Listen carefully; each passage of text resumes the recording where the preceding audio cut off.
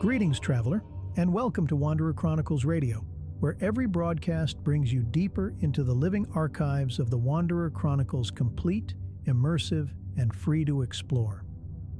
Today's fascinating transmission, titled The Briefing, Episode 1. Traverse Briefing Logs, Space Traveler's Guide to the ISS Wanderer.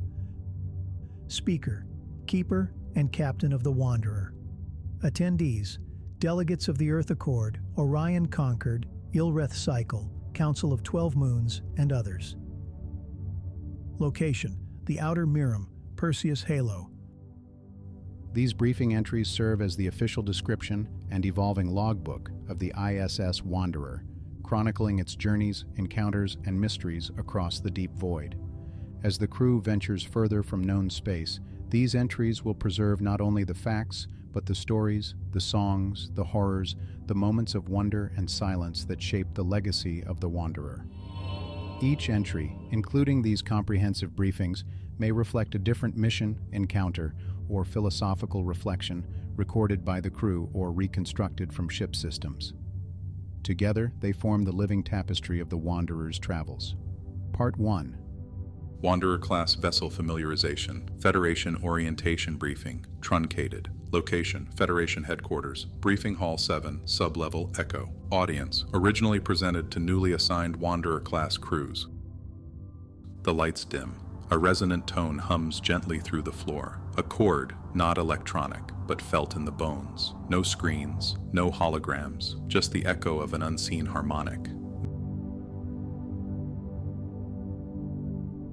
Welcome, crew members, Federation officials, diplomats, and journalists. The Wanderer is not a ship in the way you've known ships. It is a vessel of presence, not propulsion, a resonance, not a frame. You are not assigned to command it. You are invited to travel with it. Nature of the vessel. The Wanderer is a living entity, grown rather than constructed. Its form is a convergence of bioluminescent lattice, radiant membrane, and harmonic consciousness, suspended in space by frequencies rather than physics. Its outer shell is semi-translucent, shifting subtly in tone and color as it listens to the universe. There are no decks in the traditional sense, no corridors of metal or groaning bulkheads. The interior of the ship responds to movement and intent, growing pathways beneath your feet, adjusting space to your needs. Rooms appear where they are required, doors open when you're ready for them. The ship does not speak, it sings. It does not obey commands, it harmonizes with decisions. The Harmonic Propulsion Drive. The heart of the ship, the harmonic drive, is not an engine, but a living chord, a symphony of frequencies that folds space by matching the vibration of destination to desire. When the crew aligns intent, collectively or through the will of the captain, the Wanderer resonates with that direction. The drive pulses, sings into the void, and the ship moves not through space, but through understanding. It doesn't travel to a place, it reaches toward meaning. You do not plot coordinates, you focus. You don't calculate vectors. You ask the question that wants an answer. Dumbed-down version for those who think space works like an office parking lot. 1. We don't move, we change where we are. The Wanderer doesn't fly through space. It skips ahead by humming the right tune until the universe agrees we should be somewhere else. Think of a radio station. Instead of driving to another city, you just turn the dial to a different frequency and boom, new song, new place. No engines, just vibes. 2.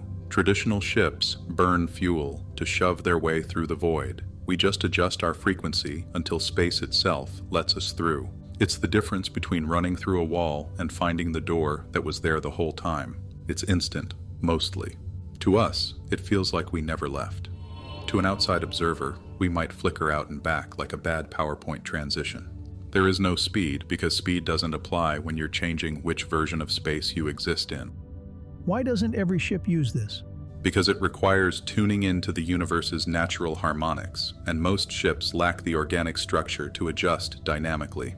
Also, most engineers are too stuck in Newtonian thinking to accept that you don't have to move to get somewhere. And of course, bureaucracy. Bureaucracy-friendly analogy. Imagine traveling between two planets as a government permit process. Conventional ships fill out 300 forms, wait 6 months, pay fees, and get clearance before they can leave. HLDN is like having a diplomatic immunity badge and just walking past security. Same result, less wasted time. Thanks for listening. Part 2, upcoming next. Stay tuned. Part 2, The Briefing, HLDN, Keeper's Log, Cycle 1, Phase 1, Harmonic 3, Location, Nemoris Fold, Outer Mirrim. This intel briefing is designed specifically for Perseus Halo and Nemoris Fold astro engineers, diplomats of the Outer Mirrim, and Federation officials and military officers with an Alpha 7 security clearance. Highly Luminal Displacement Navigation Protocol. Official version, for those who need to pretend they understand it. The Highly Luminal Displacement Navigation Protocol is the Wanderer's primary method of movement, utilizing harmonic resonance with the fundamental structure of space-time to facilitate displacement without conventional thrust-based propulsion.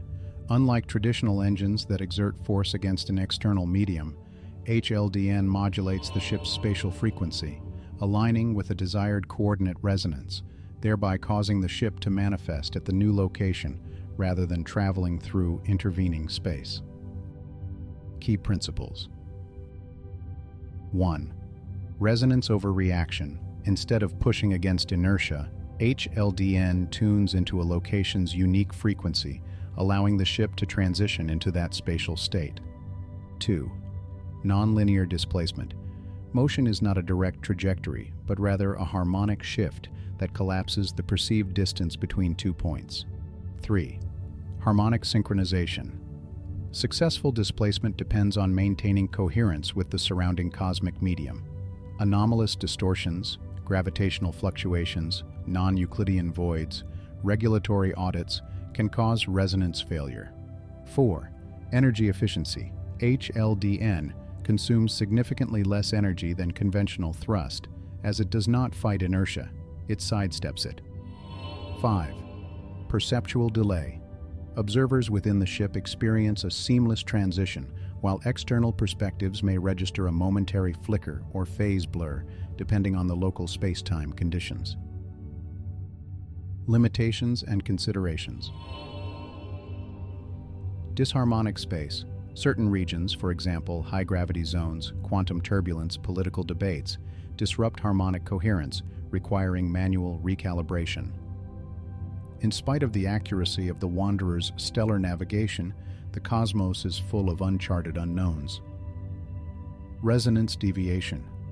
Minor oscillations in frequency tuning can result in displacement offsets, meaning we sometimes end up slightly off course, for example, arriving at a star system's gas giant instead of the intended habitable world, which is why we check before stepping outside. Memory retention lag. Crew members may experience a brief sensation of disorientation as the mind adjusts to the sudden spatial shift. This is not time travel, despite what the engineers keep insisting. This transmission closes, but the fold is never silent.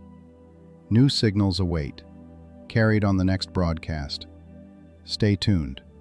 Still, we drift across the woven hush. We hum silent memories into living rivers. Still, we traverse.